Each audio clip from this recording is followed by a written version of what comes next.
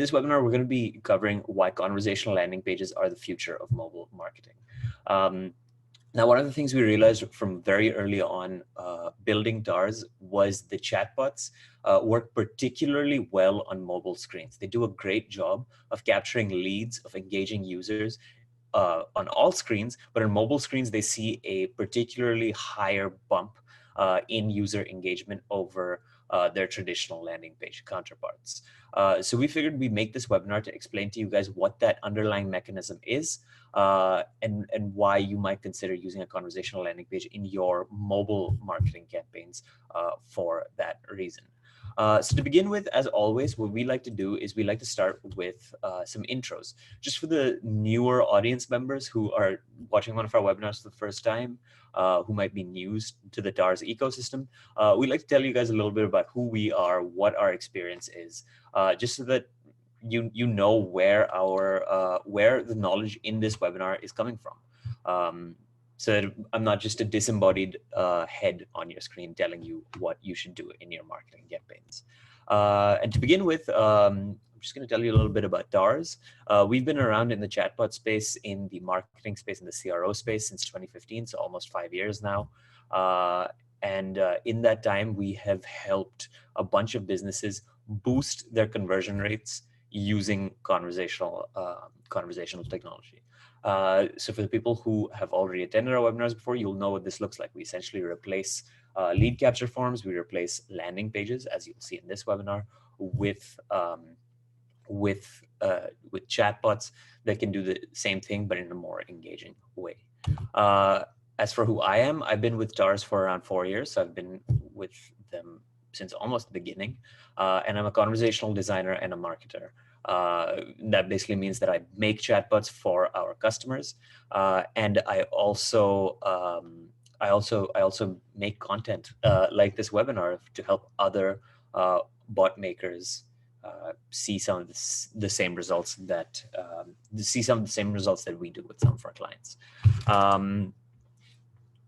In that time, I've created over 100 chatbots. Just a little bit of a subtle, maybe not so subtle brag. And a lot of those chatbots didn't end up working. So it's a lot of those mistakes as well that are going into the creation of this webinar. It's those experiences that that are informing the knowledge that we included in this webinar. And with that, we have the intros out of the way, so we can get to the important stuff. And usually what we do in these webinars is I give you a overview of what the topic is, why it's important. I explain the mechanism, and then we go into a live build. But today I'm going to try something a little bit different. I want you guys to bear with me. We're going to go through a little bit of a scenario to understand what the exact problem is that we're trying to solve with conversational landing pages. And then we'll get into what a conversational landing page is and how it addresses that problem. So I want you guys to picture something in your mind. Imagine you work for a company. Imagine you work for Ally Bank, and you work in their mortgage marketing department. And your job, your task for the week is to create a landing page a new landing page for the mortgage department. So you pour in time, you pour in effort, and you create a page which looks kind of like the one that you're seeing on your screen right now. You show it to your teammates, you show it to your boss, and they love it. And why wouldn't they?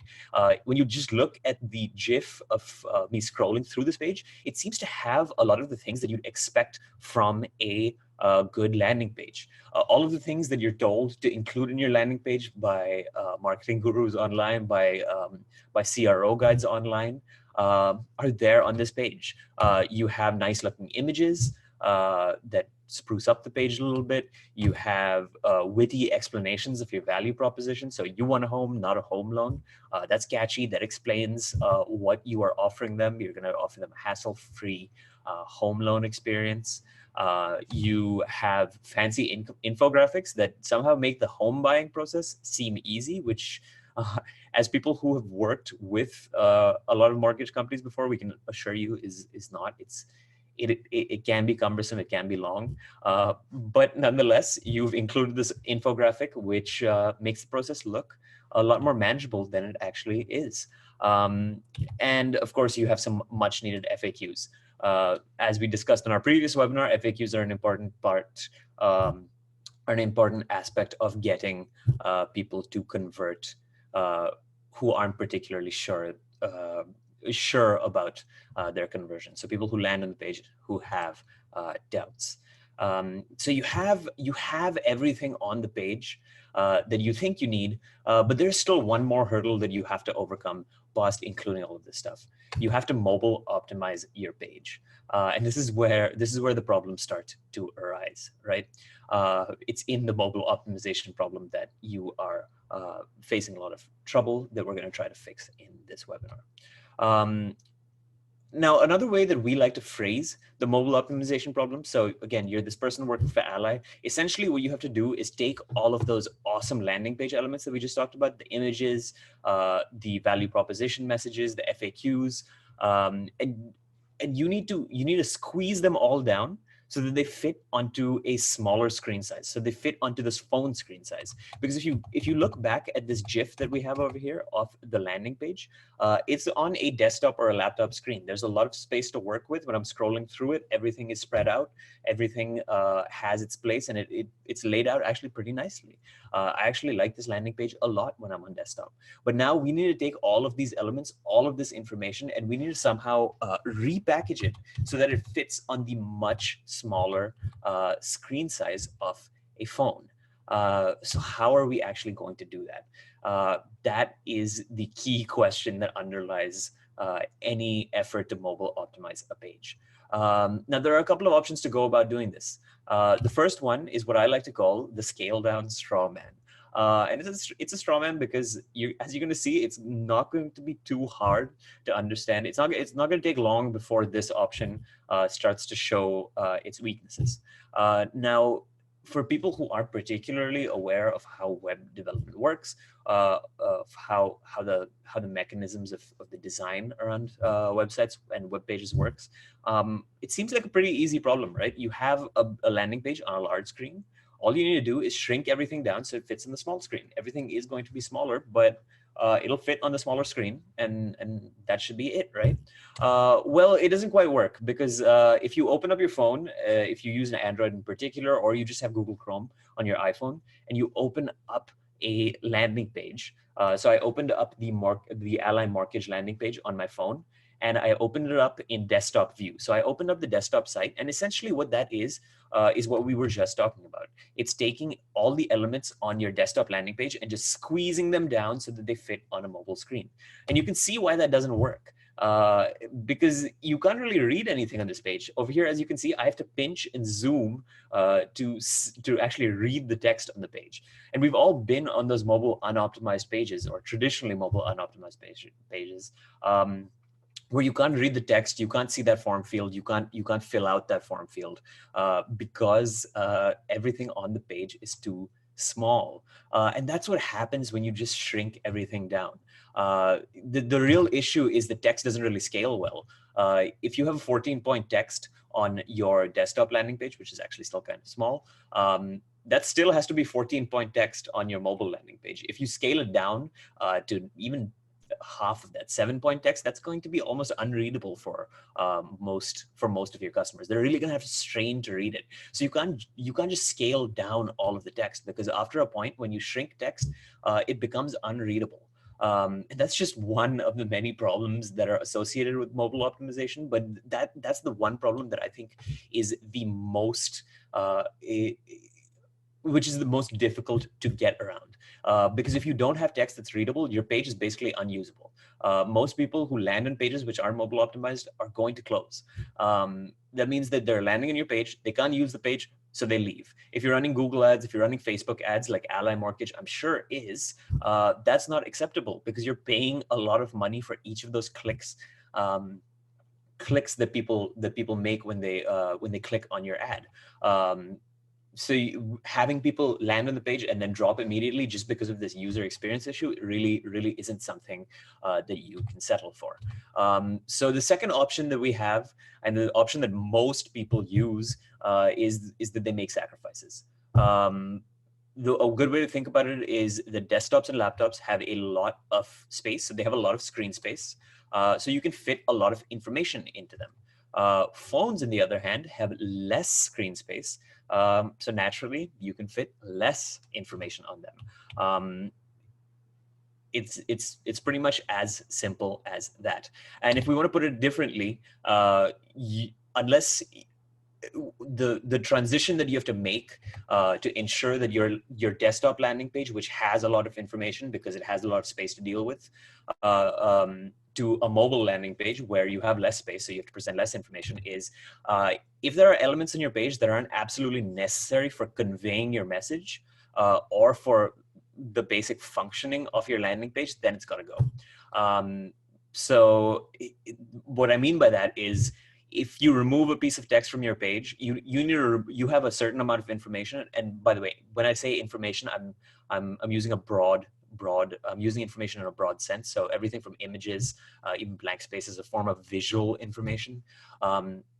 So when you're looking at your landing page, your desktop landing page, and you're thinking about how you have to condense all of that information down to a phone screen, what you are essentially trying to do is decide which of those pieces of information are absolutely necessary for the basic functioning of this page. So if you remove a piece of text on the page that's key information about the home buying process, or it's something that the prospect needs to know if they're going to convert, your value proposition, for example, that's not really going to work, is it? Because they're going to land on the page and they're going to have no idea what you're selling to them. They're going to have no idea what benefit you offer them over other home loan companies. Similarly, you can't remove CTAs, you can't remove untraditional landing pages, you can't remove lead capture forms. The whole point of running ads, the whole point of running marketing campaigns is to generate leads. So when you're scaling down your page, you can't remove that form, you can't remove that CTA. That has to stay there. Because if it doesn't, then you can't really capture any leads. So unless it falls into one of those two categories, you have to remove it. And to sort of explore what doesn't fall into those categories, what that unnecessary information looks like, I think a good thing that we can do, a good exercise that we can do, is to actually open up the Ally Mortgage landing page and see what gets lost when we shrink the page down. So over here, I have the Ally page opened up. I'm going to wait for it to load for a little bit. And if we right click on the page, I don't know if you guys know this, but Chrome has some neat dev tools. Let me just close my Slack over here so that it gets out of the way. Chrome has some really neat dev tools where you can trick Chrome into believing that this page is a mobile page. So if I right click over here and I hit inspect, it is going to pull up some dev tools over here. And if I hit this button over here, toggle device, it is going to toggle the page to its mobile version. And as you can see, when we switched over from desktop to mobile, some things have changed. The layout's changed. So everything's been rearranged so that it fits on this rectangular vertical screen. There's a lot less width to play with. So a lot of the things which used to be next to each other, so these little icons over here with the text under them, if we go back to the desktop screen, instead of being stacked one on top of the other, they are next to each other now. In the desktop screen, and they're stacked one on top of each other in the mobile screen. Also, there's a couple of things missing. So over here in the mobile page, look at the first fold. It's all text. There is an iPad peeking out of the bottom, but it's pretty much all text. If we go back to the desktop page, on the other hand, there's this nice looking pink house over here. It's a nice little touch of an image that's there. And when we switch over to the mobile page, it's gone. It's not necessary for the basic functioning of the page. That image doesn't need to be there for a prospect to generate a lead or find out about Ally Mortgage. So it has to go. It's one of those non-essential elements. The other thing which a lot of people don't consider, which I think is super important, is blank space. So if you look at this page over here, there's a lot of blank space to play around with. I have a particularly large screen, so it's accentuated over here. Let me go to 100% zoom, and you can see that even at 100% zoom, there is still a lot of blank space around. There's a lot of blank space in the margins. There's a lot of blank space between the elements of the page. And that blank space, it's something we take for granted when we're using a desktop page. But when you switch to a mobile page, you start to realize why that blank space is there and what value it offers. So let's switch over to the mobile page, and you can see that the blank space disappears. Over here, for example, in the infographic, it's particularly noticeable. You have what was once a nice infographic, which was nice and spaced out, has now become basically just a wall of text. In the screen right now, in the second fold, all you see is text. There are these tiny little icons on the side, but the proportion of the page that is covered by text is a lot more than it was in the desktop page, because a lot of that blank space that was there around the infographic is going away. And as we'll see in a little bit, that has an impact on the user experience of your page, because it makes it look like there's a lot more text than there is, because more of your screen is being covered by text. And this actually translates over to the lead generation experience as well. So over here, if I hit the get pre-approved option, Ally actually does a pretty good job of making their form feel engaging. I think they use better.com for this.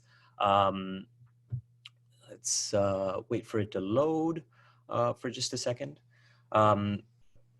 First of all, their form's loading really slowly, but that's besides the point, because the form could load slowly, a chatbot could load slowly as well.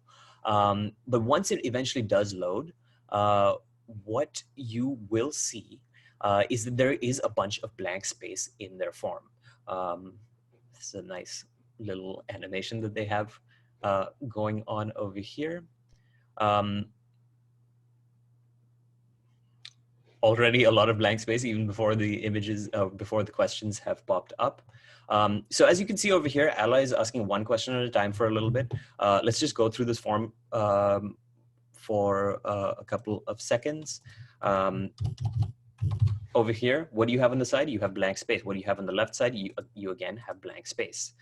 We move on to the next screen of the form. Again, a lot of blank space. If we go back over here to the, oh, sorry, just a second.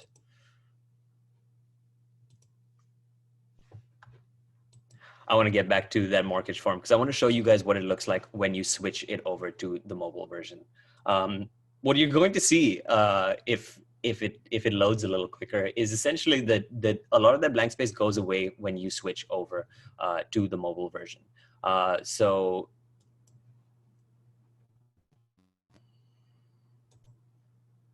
just a second.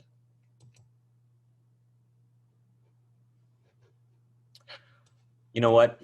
You guys get the idea that the blank space is going away. Okay, actually, it's back. So let's take a look at what it looks like on the mobile version. Switch over to mobile. As you can see over here, the form still looks pretty good as far as the form is concerned, but all of that blank space is gone. Essentially, all you have on the screen is form fields. And they might be fancy looking form fields, but they're still just form fields. So again, we're losing a lot of that blank space. Now this is a problem because just waiting for my slides to load up again. So as we established over there, images and images, videos, GIFs, blank space, they're all going away. And this is a problem because all of those elements, they might seem cosmetic. They're not key to the basic functioning of your page, but they make your page a lot less engaging when you're actually using them. They make your page a lot more engaging rather when you are using them in the page. And when you remove them, they make your page a lot less engaging. Images make your page visually appealing. As you saw when we switched over from the desktop version to the mobile version, it went from being kind of visual, you had that little pink house in the first fold, to being fully text-based. Everything on the page, every element was readable. You had to read it to get information from it. Similarly, the blank space has a similar effect. It prevents your page from looking like a wall of text or a wall of form fields. That has a psychological effect on the prospect because essentially, when you're on a page, if a greater proportion of the page is taken up by text, you're going to think that there's more text on the page. And that's not a good thing in 2020 because people don't really have long attention spans. So they don't want to read a lot of text. The way I like to put it is that these screens over here what we just saw on the ally page, these aren't the face of conversion. These aren't what high converting pages look like. When you think of a high converting campaign, this is not what it looks like. It's not these text filled pages, these form filled pages that people have to really dig into to get any information from. So how do we fix the issue? And this is where we get to the conversational landing pages. Now, as a basic primer for people who are new to this, conversational landing pages are basically regular landing pages.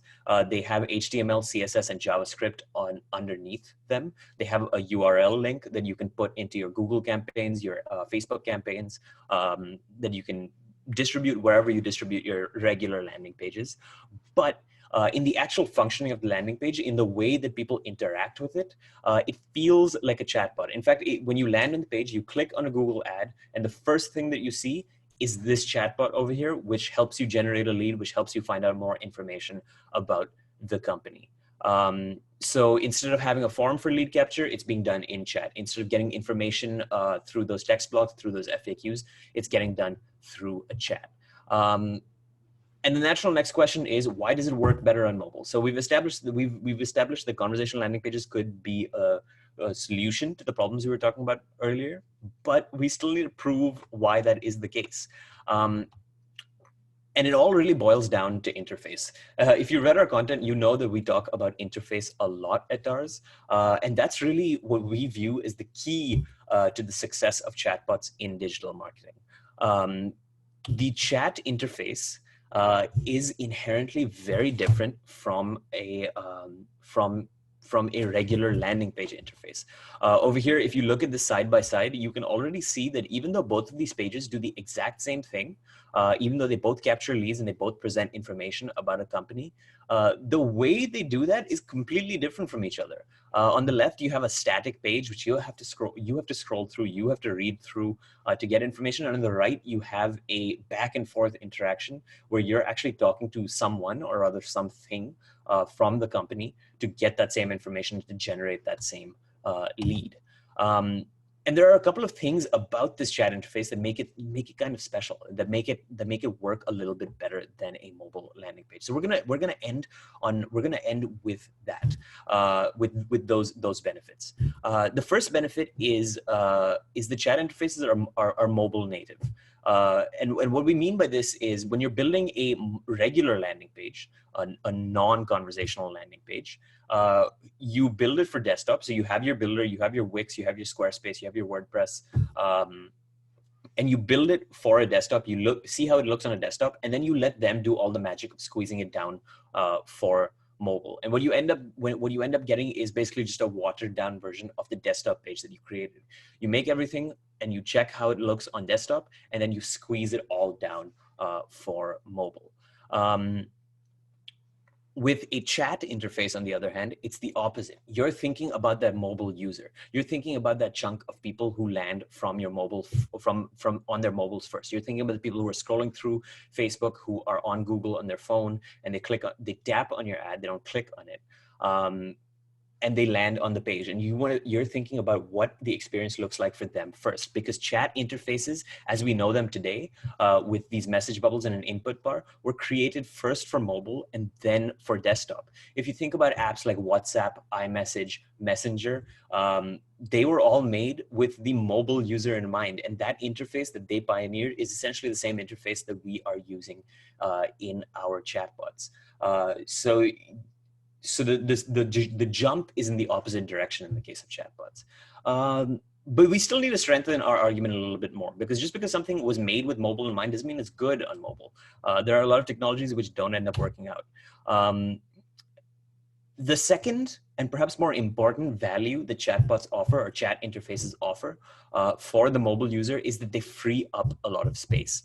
So as I mentioned before, conversations are back and forth.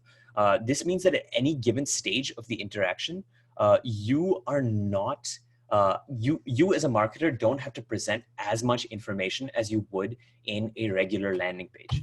So if we switch back over here, in the regular landing page, everything loads in one go. You load all the folds in one go, and the prospect has to scroll through that trove of information that you dumped on their page to figure anything out. In a chatbot, on the other hand, it's very different.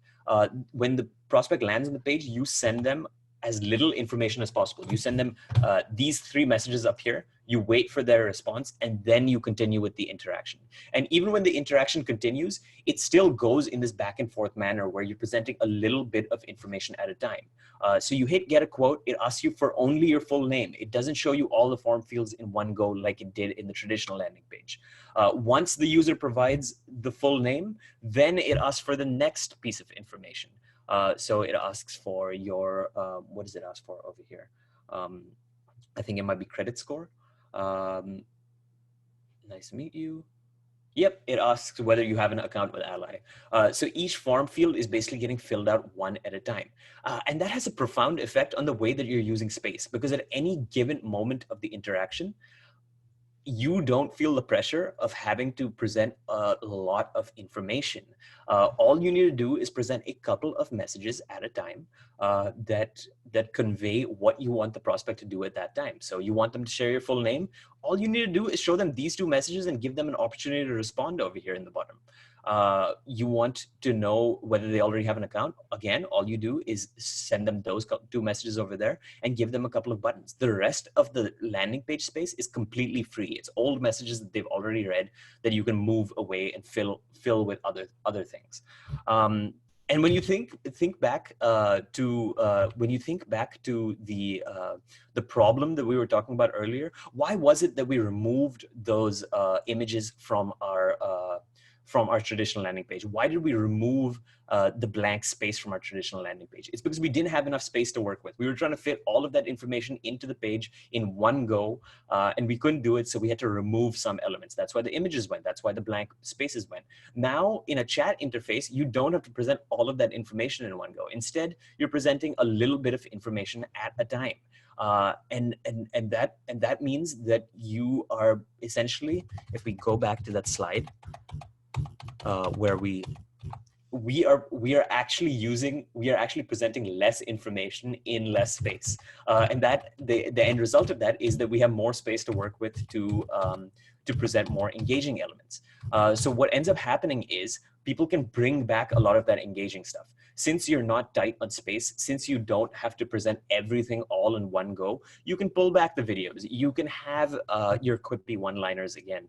Over here, for example, in the bot, that maybe we'll get into the actual bot after this, but in the actual bot, you can say things like, oh, wow, I have a cousin that lives in California. You can add that little extra touch of engagement. You can add GIF to congratulate people on finishing the lead generation process, because you're not crunched for space. And that makes the entire experience a lot more engaging than a traditional landing page experience. And I don't need to tell you guys this because you guys are digital marketers, but when you make the landing page experience more engaging, it leads to higher conversions. People are using their phones more and more these days to buy things online, even in spaces like mortgage. As millennials have become the largest segment of the market, they are starting to use their phones to buy things like this, and you want to be engaging on the phone for them. And this is how you do it.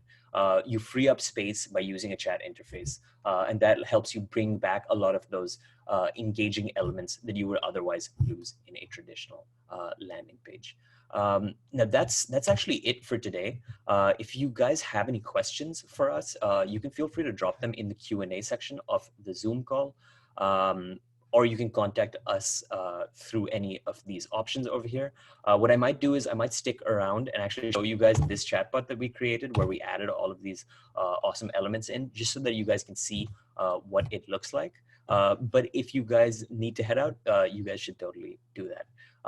So while I wait for some questions, I'm going to jump out. I'm going to open up the chatbot that we had and show you guys what it looks like.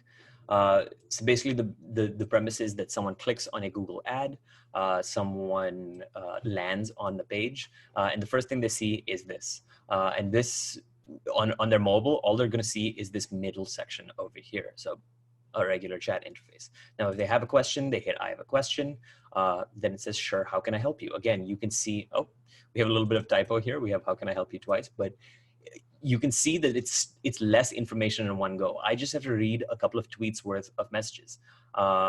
Now over here, let's say I say, how do I get pre-approved for a home loan? It says, when checking your application, we'll check your credit. Again, this is a little bit of text, but it's not a wall of text. There is still blank space. A lot of that blank space that we missed out on when we were using the traditional landing page is back over here. It's more digestible for the user, and we can actually re-add some of the those engaging elements. For example, over here, the customer asked hard versus soft credit check, because that's what was mentioned over here, and we can send them a video. Now, a video like this would actually either have to be hidden, or would have to be it would have to straight up go away like the image did on a traditional landing page. But since we have more space to work with, the video comes back over here. Similarly, in the lead generation process, instead of being that wall of form fields that we saw earlier, that was super slow to load for some reason, you have a responsive chat conversation to generate the same lead, where you're only confronted with one of the fields at a time. And that goes a long way in making the process a lot more engaging, because they're not being bombarded with information. So I see that we have a question over here from Ron. Do you recommend only using a chatbot for mobile sites? How does website auto switch? So we don't actually recommend using chatbots only for mobile sites. In this particular case, what we are talking about is conversational landing pages. So we're talking about a subset of web pages. Or let me step back a little bit. There are two things that we're talking about over here, right? There are websites and there are landing pages. Websites are where you have all the information about your company. And over there, it's going to be hard to replace your entire website with a chatbot. But your landing page is a different story. Your landing page has a very specific goal to it. Its goal is to generate leads and to answer certain FAQs about the particular niche that you're selling through that landing page. So if you're running Google Ads and mortgage, you're going to answer the questions about mortgage, not about car loans. When you have that very specific niche, a chatbot tends to work well. And it works well on both desktops and mobile sites in our experience. It's just that what we've noticed is that the jump in conversion rate on the mobile side is higher than on the desktop side, just because the base user experience of a landing page on a desktop is already, it's not great. It's not particularly engaging, but it's not bad either. You still have a lot of the engaging elements that you need for an engaging experience. You still have blank space. You still have images. But when you switch over to a mobile landing page, it becomes a lot less engaging because you lose a lot of those engaging elements.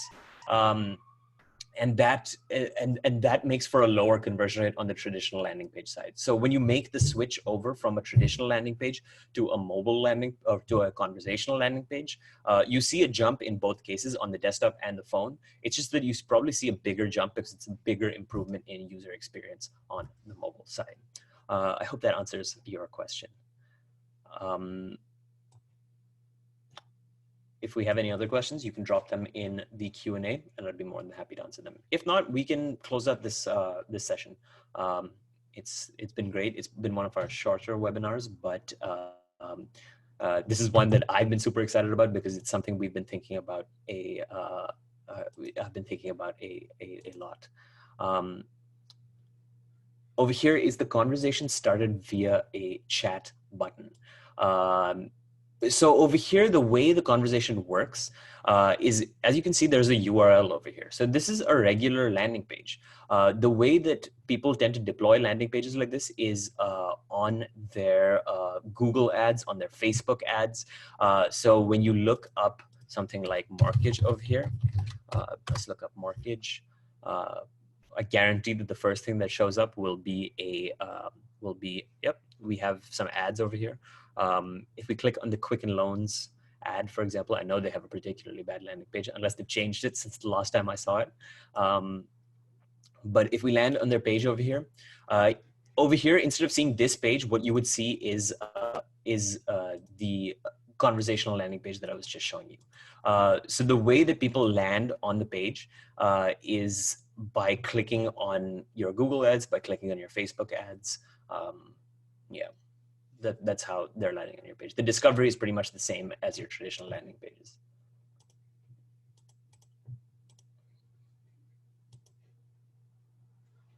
All right. I see that we don't have any more. Oh, someone said that they heard the police again. Yeah, police, firefighters, and all go by pretty frequently over here. I'm in LA, so it's not too uncommon to hear them. Anyways, it seems like you guys don't have any more questions, and that's all right. So we're gonna close out the the session over here. If you guys do have any additional questions, feel free to reach out to us on. Oh, we have another. Oh, how do you find out more? Glad you asked, Ron. So if you want to find out more about any of this stuff, what you want to do is either call us on this number over here. We can get you set up with a personal consultation where someone from our team will walk you through the entire process in the context of your business. You can reach out to me on email. So that's arnav@hellotars.com. Reach out to me with any questions you have. I'll be more than happy to answer them. Or you can go to our website. That's probably your best bet for instant information. Our website has all the information that you need about conversational landing pages, about chatbots, and how they work in your marketing campaigns. You should even check out our blog, our podcasts, our webinars in the resources section. This is a trove of videos and posts that can help you learn a little bit more about what we are trying to do over here at Tars with conversational landing pages. You can check out our case studies.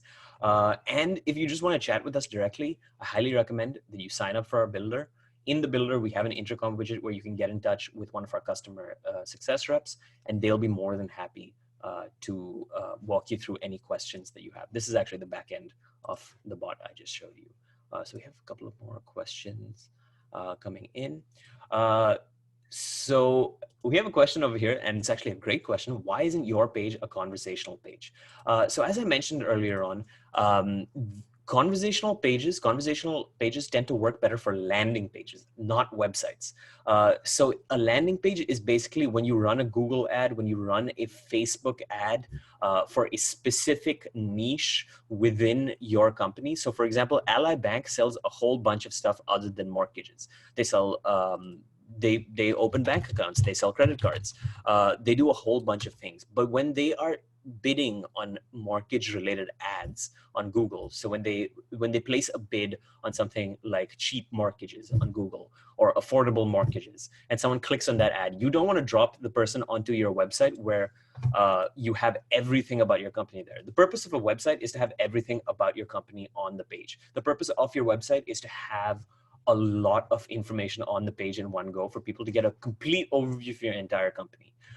And if you try to squeeze all of that down, it's going to be super difficult to squeeze it down into a chat type of interface. Because again, as we established, chat interfaces are better for presenting less information. Now with a landing page, on the other hand, that is possible because a landing page offers a very, very niche amount of information about a very specific product in your repertoire. So the amount of information that you are trying to present is a lot less. And as a result, you can actually squeeze that down to fit within a single conversational landing page. It's a lot more manageable. And that's the difference that we like to make. So when we run ads, we either give them a lead magnet or we would use a conversational landing page. But as far as websites go, we're not going to make it a conversational website on its own. Instead, what we are going to do is we're going to add the bot in the bottom right corner to capture leads for us and answer questions. I hope that answers your question. So yeah, I think we're going to end it over there. Thank you guys for joining us, as always. It has been a pleasure. This is one topic we were super excited about. And I'm really glad that we could eventually get to it. Have a good day. We will send this recording out to you guys once it's ready. It takes Zoom a couple of hours to process it. But once we do that, once we get that out of the way, we should be all set and we'll send it right over to you guys. Have a great day.